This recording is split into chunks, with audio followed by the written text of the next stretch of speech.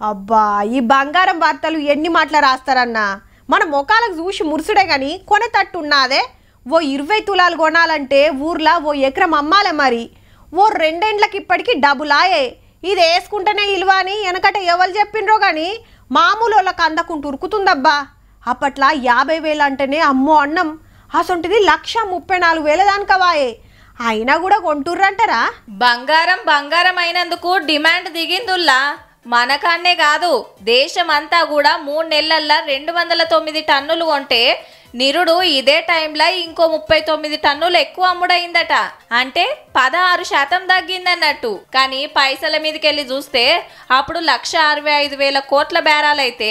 ఇప్పుడు 2,03,000 కోట్లకు పెరిగింది అంటే పైకం ఎక్కువ పోయింది బంగారం తక్కువ వచ్చింది మరి బంగారం రేటు బగ్గున మండబట్టే అప్పటికి ఇప్పటికి ఏం తక్కువ డబుల్ అయింది మళ్ళా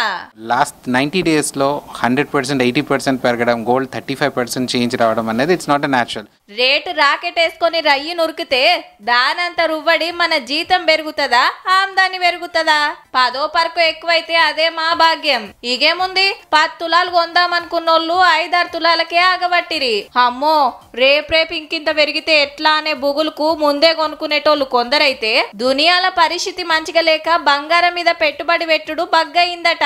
గందుకే బంగారం మస్తు పిరమైందన్నట్టు 2026 మార్చ్ వరకు we can see 1,50,000 అండి and 2027 we can see 2 lakhs వామ్మో తులం 2 లక్షలుగా వచ్చినట్ట వచ్చేడు ఇక బంగారం కొన్నట్టే నగలేసుకొని తిరిగినట్టే సప్పుడు కాకుండా 4 తీర్ల గిల్టి నగలు కొనుక్కొని వేసుకుంది నయం ఉన్నది పోన్రీ